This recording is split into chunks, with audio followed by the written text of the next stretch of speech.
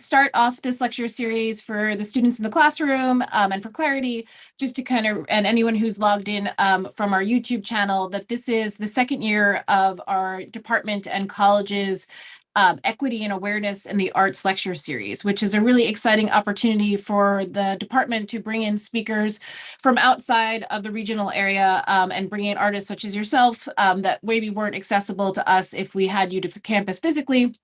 But we're honored that you have some time to share with us virtually. And the series is really an opportunity to open up our students and the public in the Kutztown community area to artists that are grappling with ideas about outside of kind of the canon that we've been dealing with for the last, 100 some odd years, and maybe focusing on things that are a little more dynamic. And so obviously, when we were thinking about who was coming to speak, Professor Noel thought of you immediately. And so I'm very excited, because I'm familiar with your work as well, that you accepted our invitation. So thank you so much for joining us. I'm just going to do a very brief introduction based on your paperwork, and then I'm going to hand it over to Professor Noel to speak about her connection to you outside of this talk. So Clarity Haynes comes from New York City as a painter. She works on the body and queer feminist resistance and the archive. Her work has been widely exhibited and the Denny Dimin Gallery in New York, the National Portrait Gallery in DC, the Pennsylvania Academy of Fine Arts, and the Mana Contemporary Gallery in Jersey City, amongst several solo shows throughout the years. She received a very, very impressive Pollock-Krasner Foundation Award and has been a resident at several prestigious residencies such as MacDowell and Yaddo. Her work has been reviewed from an ArtForum, New York Times, The New Yorker, you name it. Her work's been spoken about, and it's really a great pleasure to have you speak to us about your work that I think you just had a show come down recently. Am I getting that right? I feel like you did just. I've been in some group shows recently, okay. but not a solo show. Okay. Yeah. So it's just really exciting to have you speak to us. You're really at this incredible moment in your career, and thank you for taking time out to share it with us. And with that, I'm going to hand you over to Professor Noel, otherwise known as Margaret, to speak about her connection to you. Yeah, I wanted to just bring in my personal connection to Clarity, which is that we met when we were both in high school, when we were both part of Arts Week, that we were selected as candidates from what was then called the National Foundation for Advancement in the Arts, but is now known as Young Arts. And we spent a week in Miami together as high school seniors. And I was like really impressed and struck by your work at that point. And then I continued, we fell out of touch, and we both were part of a panel at my graduate school, the New York Studio School, to talk about making a career as artists and artists in academia specifically. And at that point, I started following your work again. And Clarity, you might not know this, but I've shown your work in almost every class that I've taught. So when I was teaching primarily drawing, I showed your Breast Project series to my life drawing students. And then I've been showing a lot of your paintings to my painting students recently. So I'm really excited that you were able to join us today. And I'm going to mute our side, but could you let us know, would you prefer questions as they come up, or would you prefer questions at the end? I think that if a question comes up while I'm talking, that's fine. Okay. So if any of you guys have a question in the classroom, you would approach the screen here. I'm going to mute us, but then I can unmute for a question. Great. Yeah, and if there's any questions at the end, that's fine too. Wonderful. So I am going to hand it over. I do want to stress to the students that if you want to be heard, you very much need to come up to the screen. Otherwise, it's very difficult for Clarity to hear you. And thank you, Margaret, for sharing that personal connection. I think the part of this series is also reminding the students that your career is long and wide, and also to behave nicely always, because people are around. And it's really wonderful to make connections when you're young, and then to find out you continue to share interests and you're excited by each other's work for decades, really. And so that is, I didn't know it was high school. I thought you went to college together. For some reason, high school is even more exciting. So it's really wonderful that you shared that with us and the students. Thank you. And without further ado, I'm going to mute myself and turn off my video and turn it over to Clarity. Thank you both so much. Thank you, Rose and Margaret. Whenever I see you, I just remember you as a high school student. Like, I can't get that out of my mind. I really wish I'd brought this photograph of us together that was taken that week. It's such an impressionable time. And I still remember that too, so strongly, like how exciting it was to be among really serious young artists. So I'm so excited to talk to all of you here tonight. Thanks to everybody who came. And I'm going to go ahead and share my screen in just a second. Let's see. Here we go with that. Okay, so you should be able to see my screen. And okay, great. Oh, I see. Okay, so I'm back here. So yeah, so this is work from the Breast Portrait Project. And this is just an example of recent work that is a torso portrait, and it's larger than life. I don't know if you guys can see the whole thing or if the little window is covering part of it. I'm going to try to minimize my window or put it to the side. Yeah. So this, you can all see. Okay, great. Yeah. Yeah, so I just wanted to show you two things that are very recent. This was 2020, and it is about 58 inches tall and probably 70 something inches wide, just to give you a sense of it. And another image that's recent is, oh, okay, so I have to do that. That's interesting. Okay. Having a little trouble here. When I do the little arrows, oh, here, I'm coming back now. Okay, everybody's getting a preview here. So here we are with this image. And then here is an image of a show that I had at Denny Gallery, which was then Denny Dimin Gallery in 2020, showing both some torso portraits, which as you can see them in this space, they're definitely larger than life. And then the altar paintings, which are in the foreground, paintings of homemade personal altars that I make and then paint. And here is another example of work that was 2020, 2021, that was in a show at the Aldrich Museum. And these are shaped canvases, but they're still, I still consider them altar paintings. So you get a sense of the scale here from this photograph. So these are very recent. And I wanted to take you back though to 20 years ago, or even a little bit before 20 years ago. This was a painting that I did in like 1999 to 2000 of my altar at the time. I was living in Philadelphia, and I was actually a student at the Pennsylvania Academy of the Fine Arts. And I thought, I want to do something outside of school. I want to do something just for me. And I had a really fun time painting this, because this was something that I put together to make myself feel safe, to make myself feel happy. I would light my candles, and this was an expression of my spirituality. And it had all of my favorite little things that I had found, artists I admired, little postcards people had sent me, things that meant something to me from my neighborhood, or things that I just, for whatever reason, liked the color or the pattern. So that was something that I did and then kind of never did again and forgot about until 2019. And this was another painting I did back in 2002. It is a life-size, so they're slightly smaller, these torso portraits, triptych, painted in oil, called Breast Portrait Triptych. And now I'm going to tell you just a little more about that project. It's a project of torso portraits that I started in about 1997. And I actually started it with a self-portrait with the intention to heal my own trauma and my bad feelings about my body. And then I started doing them for friends, and then I started doing them for strangers.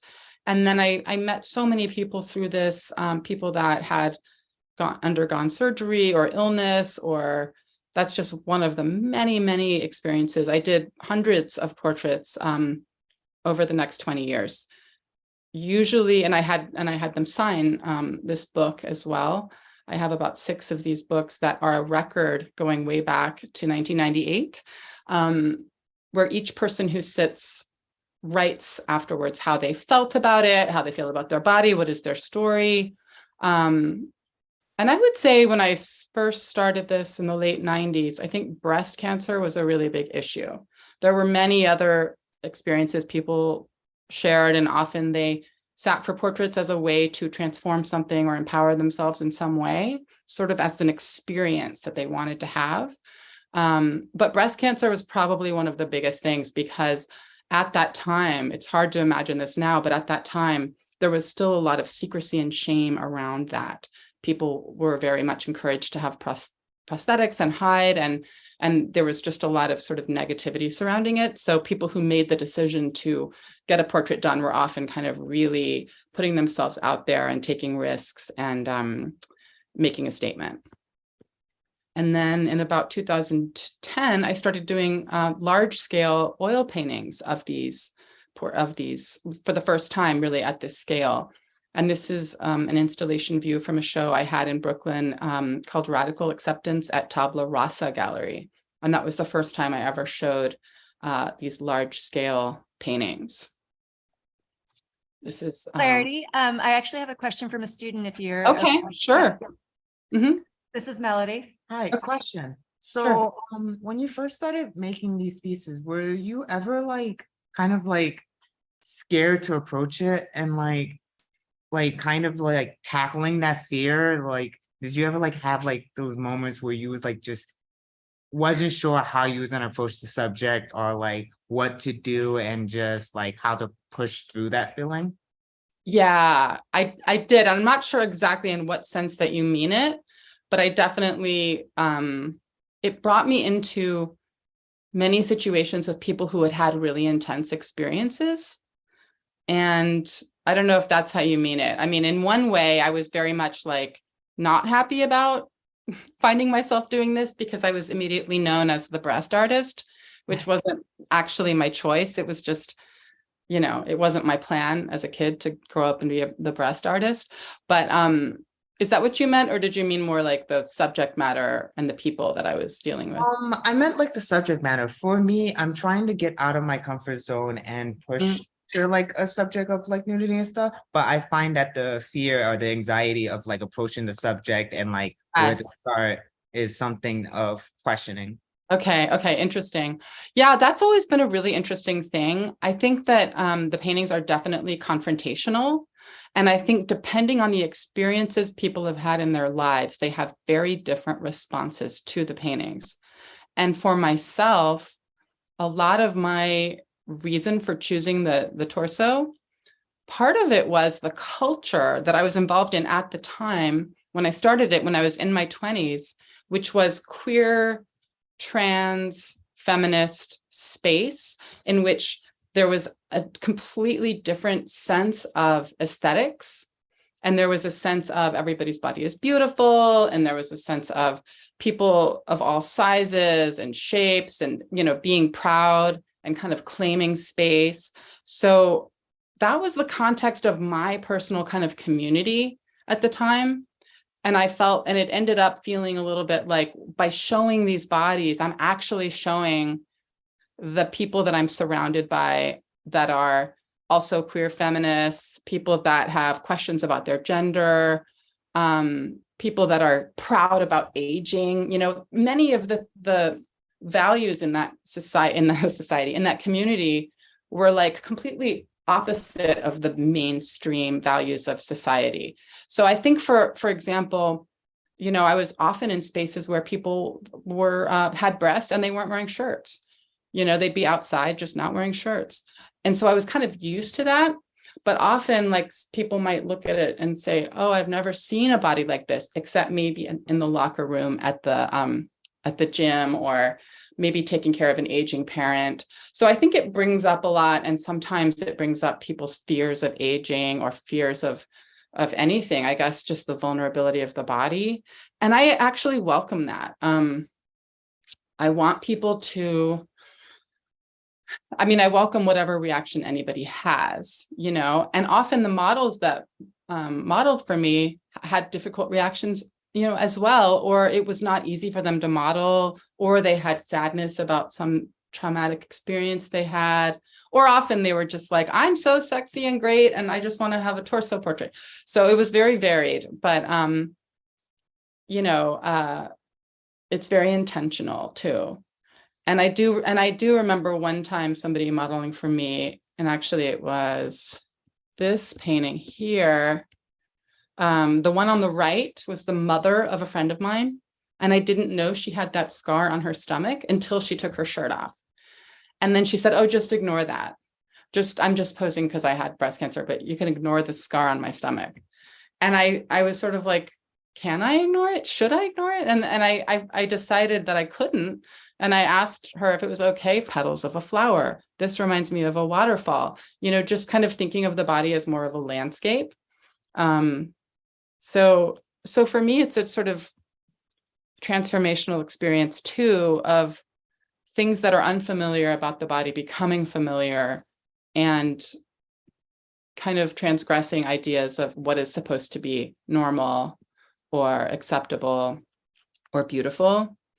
And, I'm interested in ideas of masculinity, femininity, gender identity. I'm interested in aging. I'm interested in pregnancy. I'm interested in people recovering from sexual violence, or childhood experiences, or ideas about fat.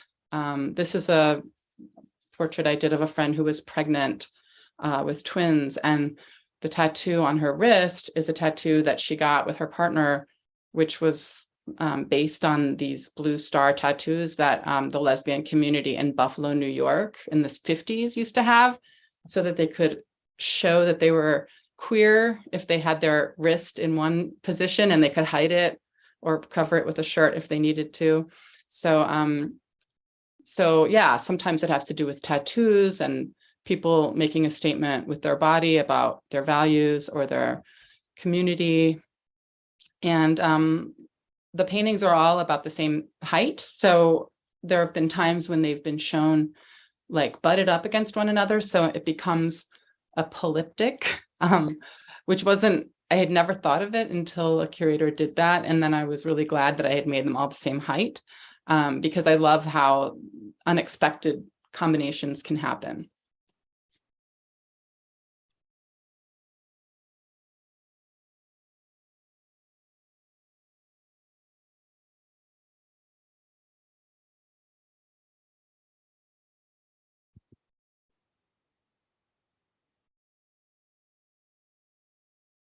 This is Genesis Breyer Peorage, who recently passed away like 3 years ago, but who was a body-centric artist and musician, and who did several art projects that had to do with the idea of androgyny.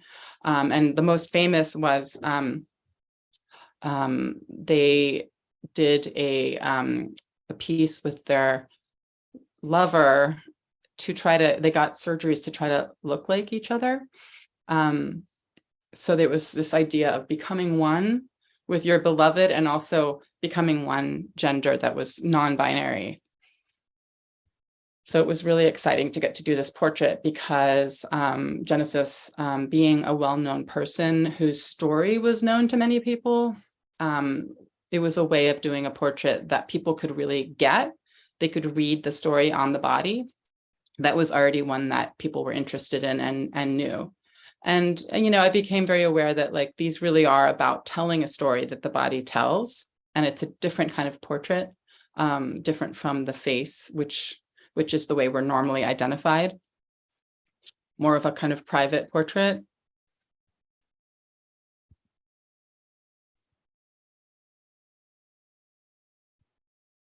And also, yeah, around this time, I started thinking about like the necklaces that people were wearing and the tattoos they had. And this particular portrait, the person who posed for me made this necklace just for the portrait.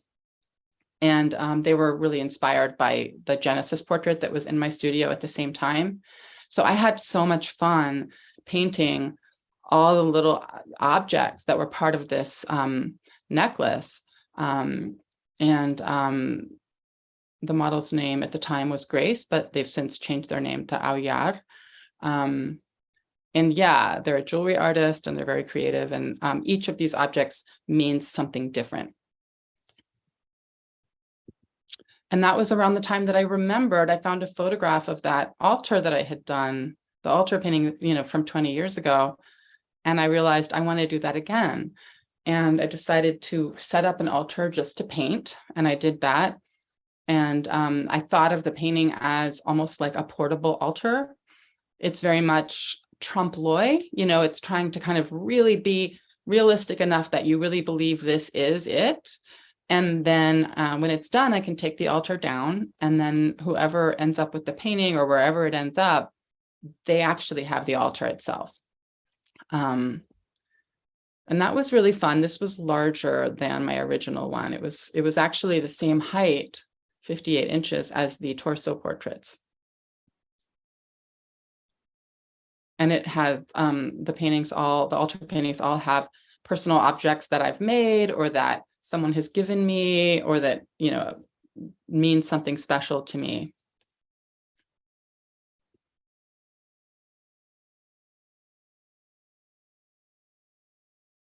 Like in this one, there's this card in the middle that has the Venus of Willendorf and glitter and little flowers and stuff. And a really good friend of mine made that for me and sent it to me, you know, in like 1992 or something, you know, and I've had it all this time. And so it was really fun to bring that into this composition. So almost everything in these is made by someone that I know, if not by me.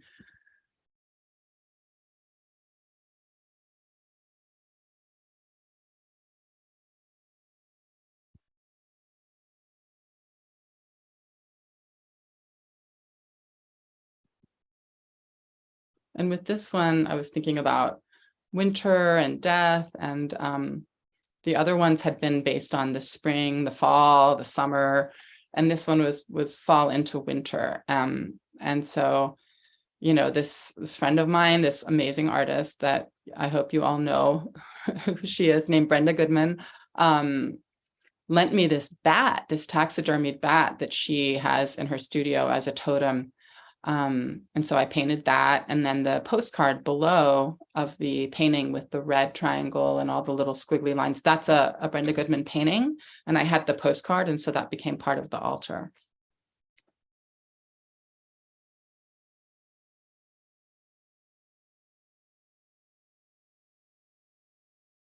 And this is called Altar for Judy Chicago. The central part is actually a collage I made out of Xeroxes of a Judy Chicago dinner plate.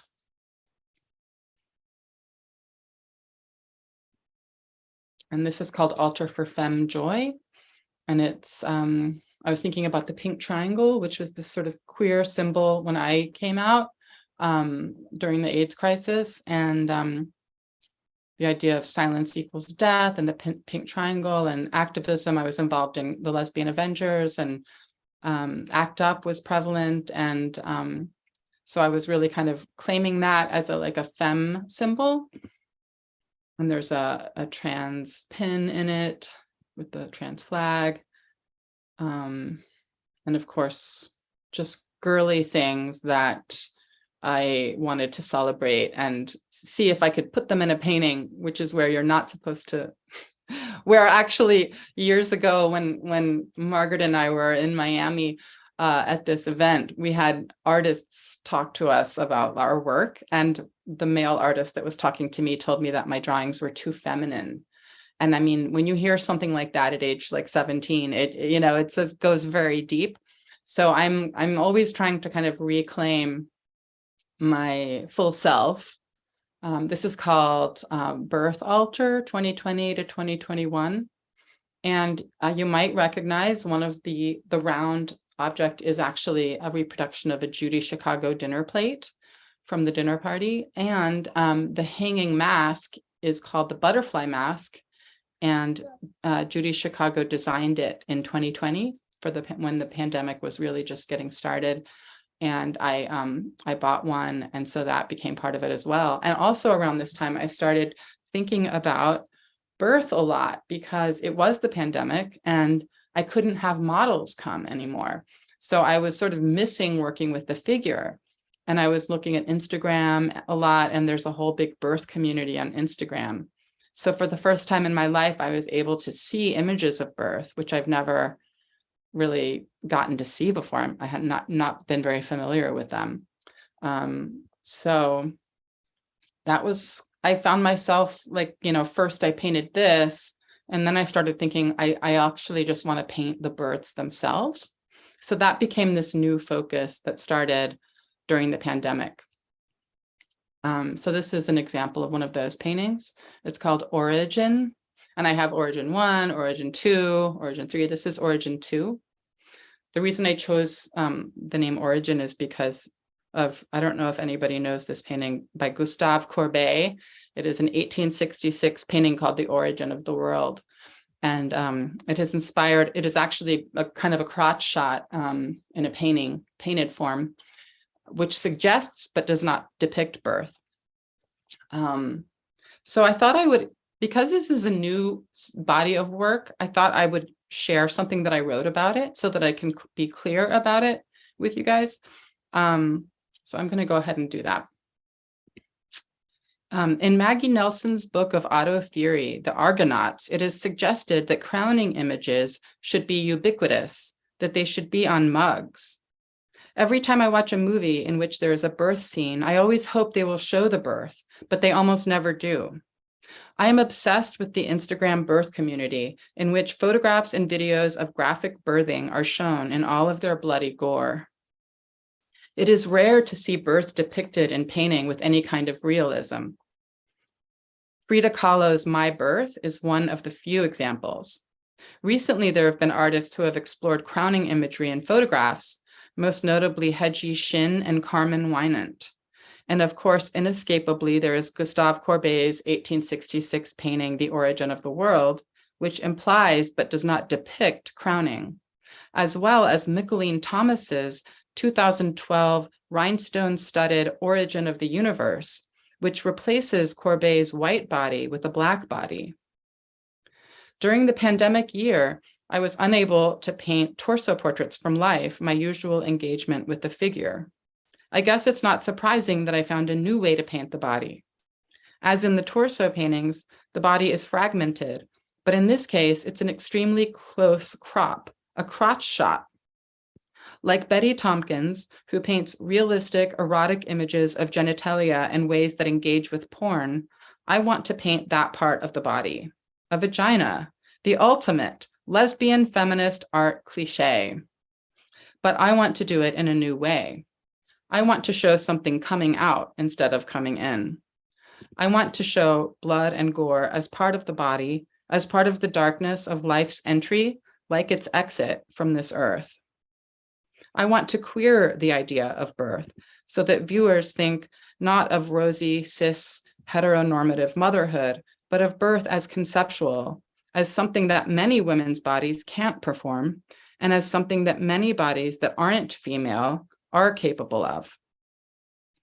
I want the scale of my crowning paintings to be both very small and larger than life, so that the viewer beholds the event of crowning as gem-like, sexy, precious, powerful, enveloping, disturbing, beautiful, and confrontational.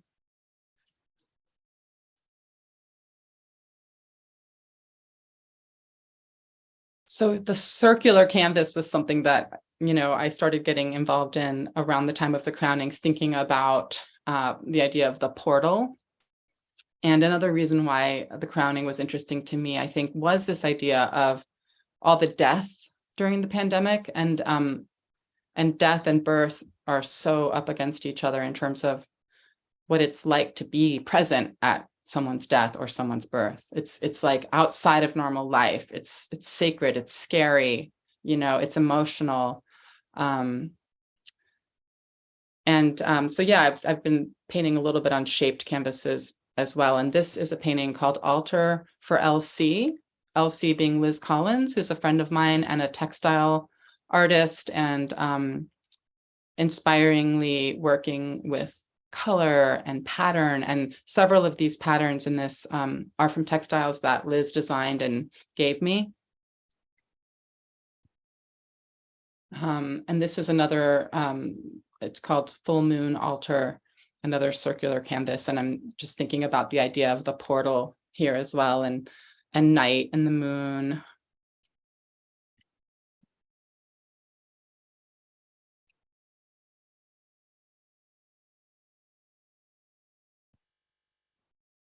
And unfortunately, during the pandemic, as many people experienced death, my beloved grandmother passed away in a nursing home in Houston, and I was only able to talk to her on FaceTime. And so this is called Altar for Edda. That was her name. And it was really a way that I was able to deal with my grief and feelings of powerlessness that, you know, while she was sick and after she died. It's hard to explain why this is really about her, although some of the items in it remind me of her. But I was thinking about it afterwards, and I think that the nest at the very bottom of the diamond kind of signifies, you know, this birth, right? And then at the top, there's this hawk or owl flying. And then it's almost like her soul is leaving the painting at the top. So it's like something about the life cycle and maybe like the maternal lineage that I feel with her.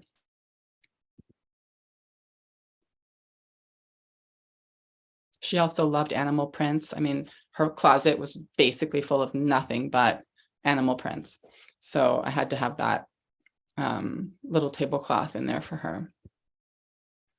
And this is an acrylic painting I made thinking about pattern, which I love, and also thinking about birth and getting a little more into the idea of inventing and just thinking about all the different, you know, kinds of fluids and the different colors that you see present with birth, like in terms of there's, you know, there's yellow, there's green coming out, there's red coming out, there's white coming out. It's everyone kind of looks different. So I just made this, invented this, thinking about different kinds of crownings.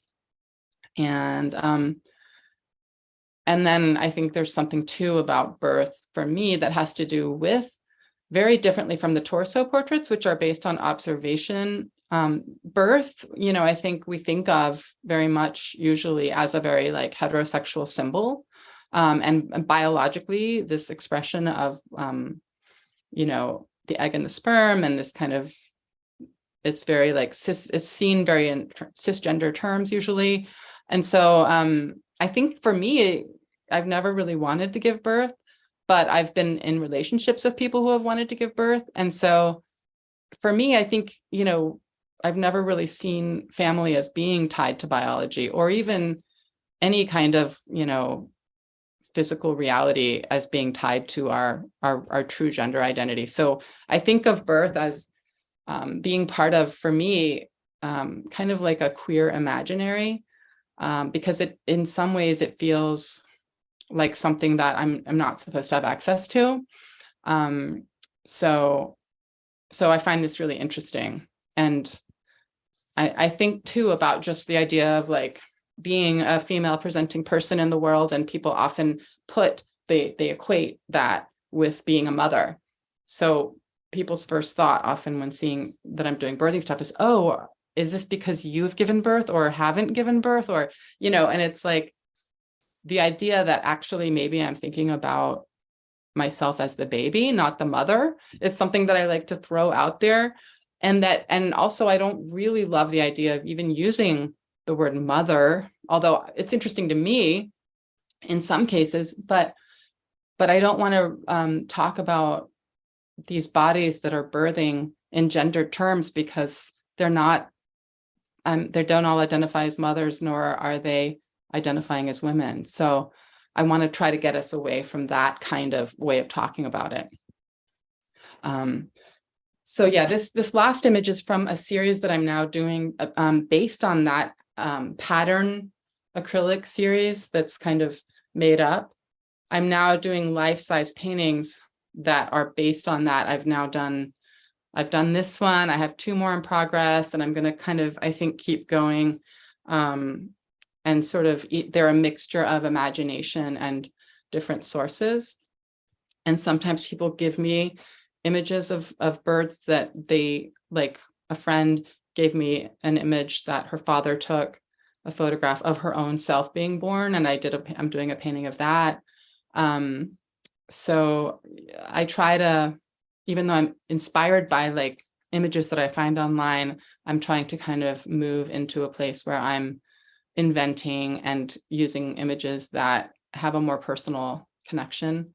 But yeah, it's been interesting, and I'm going to have a show in the fall at Denny Gallery of just this work, like focused on the idea of crowning and birth. So that should be interesting, because it's the first time I will be really publicly showing like a solo show of this new subject matter. So yeah. Does anybody have any other thoughts or questions?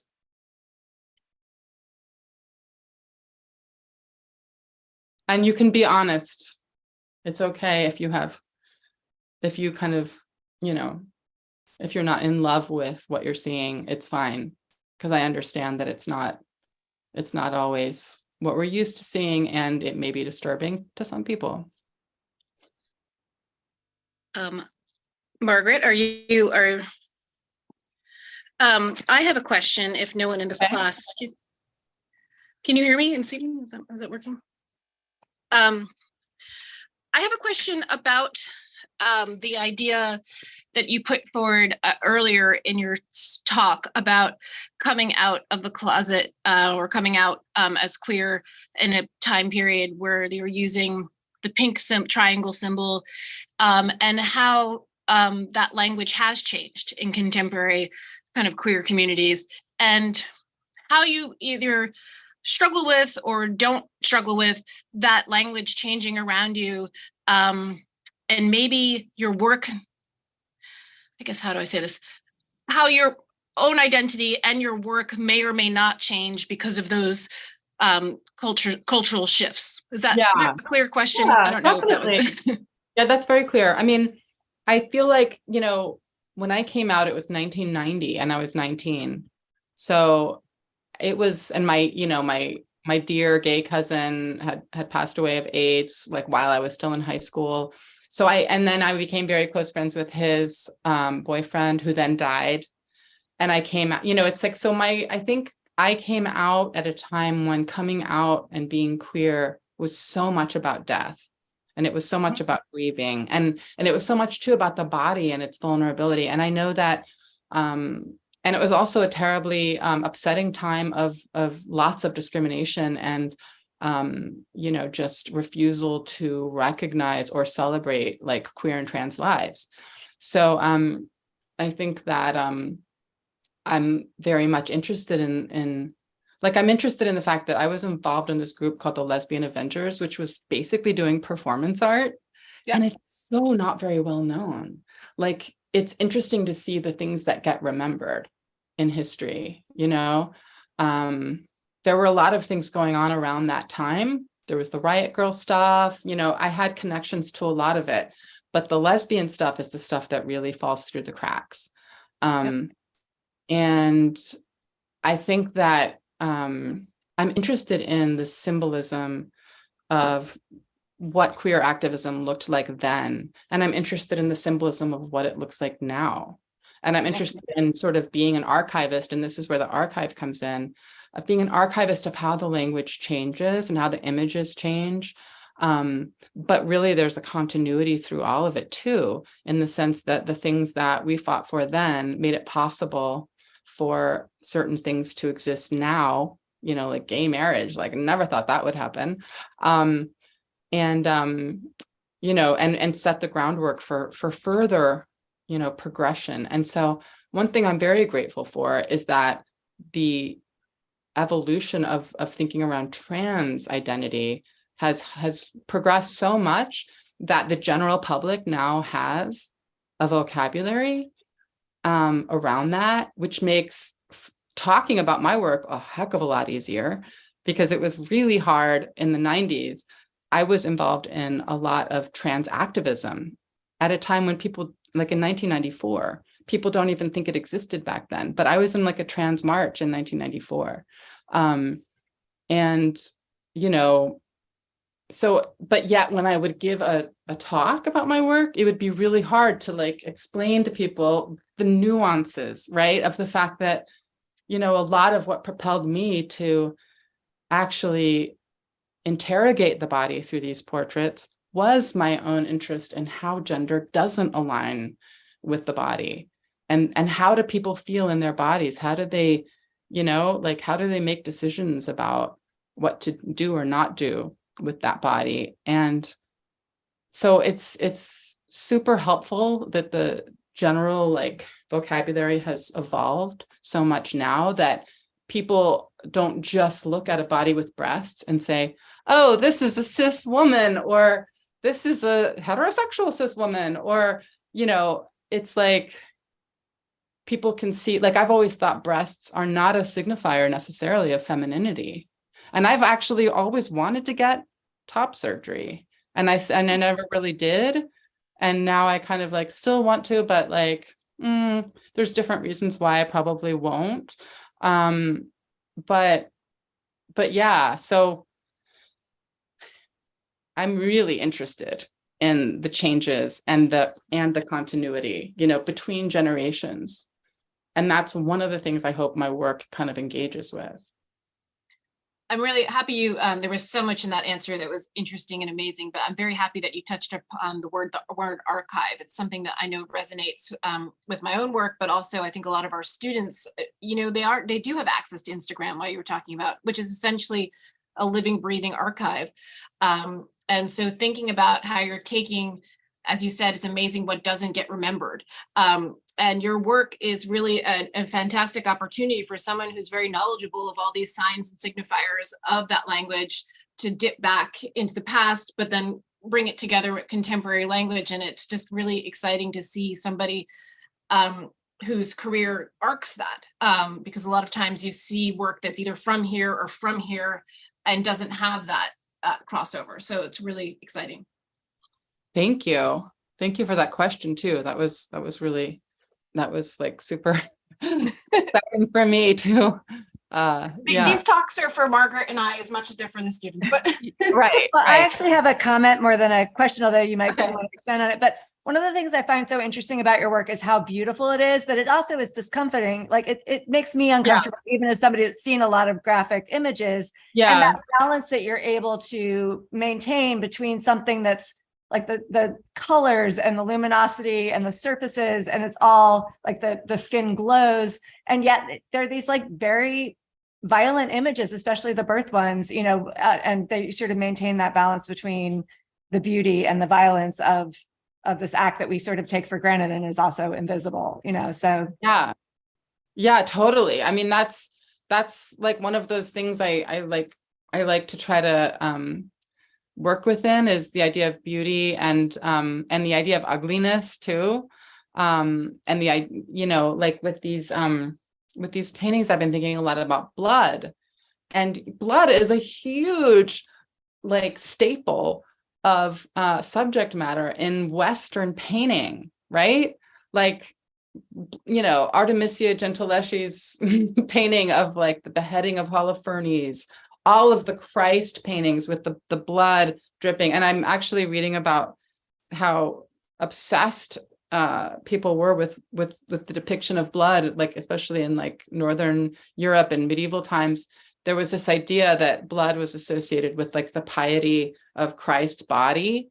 But then of course, there's this other side to it where it's like the female body that bleeds is considered unclean. So it's all really, and then, you know, another artist that I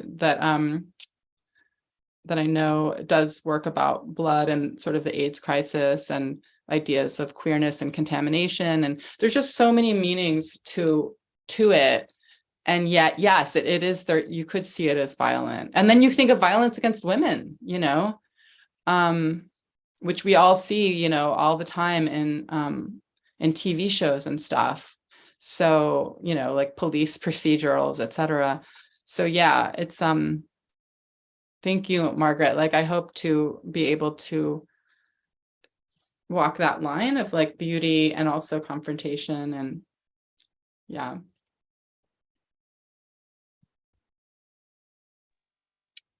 Margaret, is there anyone in your class? I think you packed a lot of information in. I'm not seeing other hands.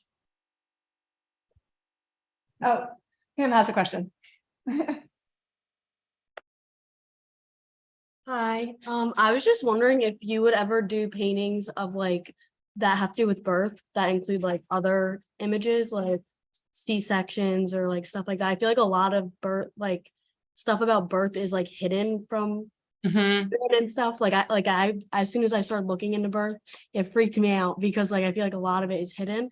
Would you Yeah. ever like, think about doing up paintings that have to do with other people's stories or stuff like that? Yeah, it's funny. You know what? Like, I've had some conversations with people about this, and in some ways, there's this connection between this and the Torso Project, which is like people talking about their own stories, right? And I've had people who have given birth talk about their stories when they see these images. And I think it's also, you know, when there's not a lot of images of something, people are like, and they see that and they relate in some way, then they say like, they want to see like, well, my specific story is this, would you paint that? But it's different because I'm not painting with models, right? And I'm painting only what I really want to paint, like as an artist for whatever reason. So I'm not interested in C-sections at the moment, but I am about to do a painting of a breech birth, which, you know, is when the baby comes out, you know, foot first. And so at some point it's sort of hanging out and it's like the torso and lower body are visible, but not the head. So that's something I'm going to do. But in general, I find myself not really wanting to go too far into like being a support for, or, you know, following people's suggestions about what to paint, because I think what happens sometimes is that I think that there's this weird thing about birth. It's seen as this like heterosexual cisgender thing that like women identified people who have given birth or want to give birth kind of own, and they have an authority about it. And I don't want to get into the ins and outs of like what everybody's story is and what they want me to do, because I'm not here to illustrate anybody's experience. It's more about myself just finding subject matter as an artist that I'm interested in, and I'm not that familiar with through my own life. So I don't think I will unless I find an image that's really interesting. Like C-sections remind me more of paintings of surgeries. Like there's this gross clinic painting that Thomas Eakins painted where there's all these people standing around and there's somebody getting operated on. But the reason why I'm interested in crownings more so, or breech births, is because it does involve the vagina. And I'm interested in how the vagina changes and becomes almost unrecognizable. Maybe it protrudes and becomes phallic. I'm really interested even in the birth paintings and finding ways in which the body confounds our ideas about gender.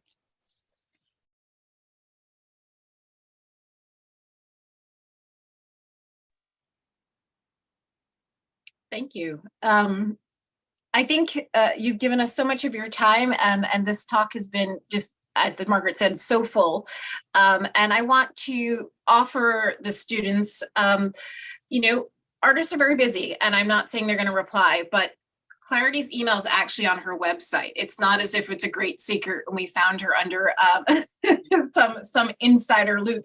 And if you're excited by an artist, the way Margaret became excited about Clarity's work years ago, and then once again when they spoke on the panel, seek them out, see if they're showing. If they're in a group show, maybe you can see a handful of their works. If they have a solo show and you're lucky enough to align with that, do that. Write them. Who knows? You never know who's going to respond. Maybe someone needs a studio assistant. Maybe someone just has a free moment in a day is standing on a train platform and is going to reply. You never really know. So your generosity has been really, we really appreciate it. And we thank you for sharing your work and also talking about the personal kind of the backbone behind it. I think authorship is something that college students and artists like myself struggle with forever. So to hear that, Yes, and to hear another artist working through those ideas is really remarkable. And it's exactly what I think this series we're hoping to bring to the university. So thank you. Thank you. Thank This you, was- Clarity. Oh, sorry. Bye. Bye.